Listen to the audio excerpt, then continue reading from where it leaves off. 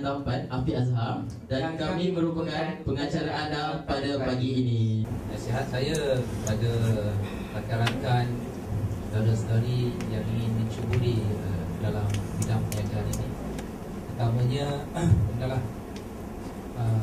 ada disiplin diri yang tinggi. Sebagai satu contoh seperti yang mana kita melihat Datuk Sani dan Datuk Din tadi. Sebenarnya Datuk Din yang Datuk Salahuddin, nama manja dia Datuk Din. Disiplin yang saya maksudkan tadi, kita mestilah kena cekalkan hati, kena panggil memastikan diri kita ni kena ada satu disiplin yang mesti kita patuhi. Sebagai satu contoh, duit perniagaan dan duit sendiri. Kalau duit perniagaan itu kita anggap duit kita sendiri, maknanya semua dalam satu poket. Jadi kalau kita nak belanja tu, kita pergi ke shopping complex, kita suka hati nak beli barang dan sebagainya. Jadi saya percaya kami ketiga-tiga di depan ini juga, walaupun mempunyai syarikat yang sendiri, kami honor pada syarikat itu. Tetapi kami juga ada gaji. Duit perniagaan adalah duit perniagaan. Duit sendiri kita boleh pakai, joli sendiri. Jadi kalau satu contoh lah, mungkin sale collection daripada Datuk Sani ni, hotel ni, RM50,000 sehari.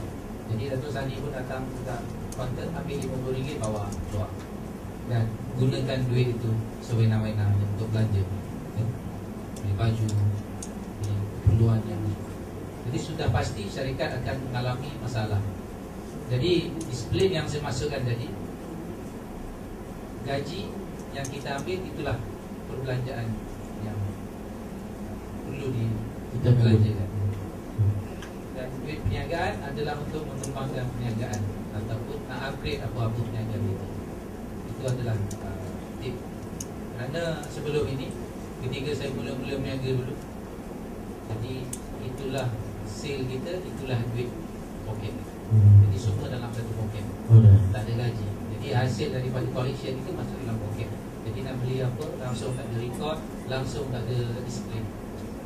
Jadi kita nak memperkembangkan perniagaan. Jadi bila rezeki peniaga yang lain datang, kita terkapai-kapai, tak mempunyai modal yang lain.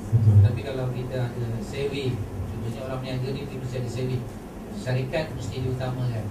Kalau tahun yang pertama kita berniaga, kita lihat perniagaan kita tak cukup bagus, jadi kita ambil sedikit gaji ataupun allowance daripada perniagaan tersebut.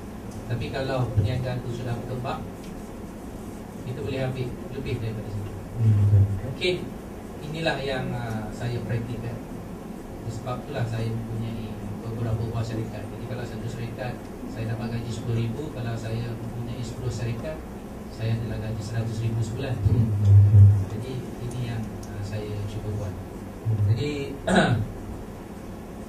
walaupun kita ni meniaga jual nasi lemak, saya pun tak nak bercakap berkenaan meniaga yang besar-besar. Mungkin tuan-tuan dan puan-puan kepada segala ini tak boleh nak terfikir lagi kan, macam mana Datuk Sani mempunyai bas, macam mana Datuk Din mempunyai kilang-kilang printing di Terengganu, di KL dan sebagainya.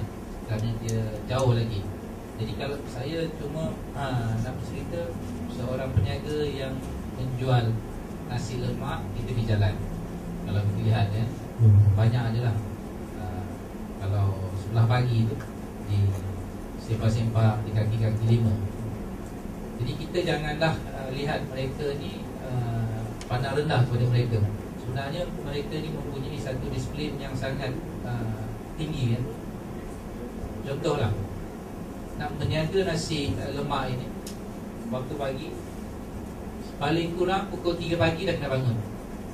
Subuh kan, 3 pagi masak, persiapan. Dan ada masa 3 jam untuk buat preparation masak dan sebagainya. Keluar rumah, pergi meniaga. Daripada mungkin pukul 7 pagi mula meniaga, sampailah pukul 10.30 ataupun pukul 11 tutup kedai. Habis tutup kedai, mungkin nak urus anak-anak di rumah, urus urusan lain di rumah. menyiapkan keperluan untuk anak-anak di rumah. Selepas pada itu pergi ke pasar, beli barang-barang untuk niaga besok pula. Jadi inilah rutin mereka yang perlu diikuti setiap hari. Kalau mereka tak ada disiplin, besok jadi kelang kabut.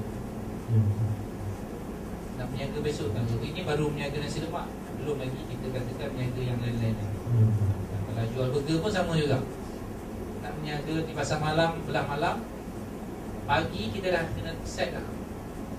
Pukul berapa kita kena bangun?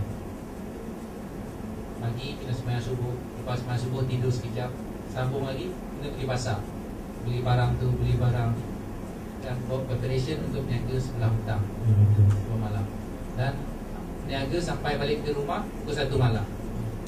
Jadi inilah rutin setiap hari. Dan kena disiplin. Disiplin diri. Dan yang paling mustahak adalah kejujuran kita, kejujuran dan doa kita. Jujur dengan diri sendiri, apa yang kita buat, kita tahu apa yang kita buat kan.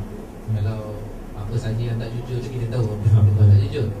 Dan doa, apa-apa yang kita lakukan, kita sebagai seorang Islam, orang Melayu beragama Islam, selain daripada kita usaha, kita kena berdoa.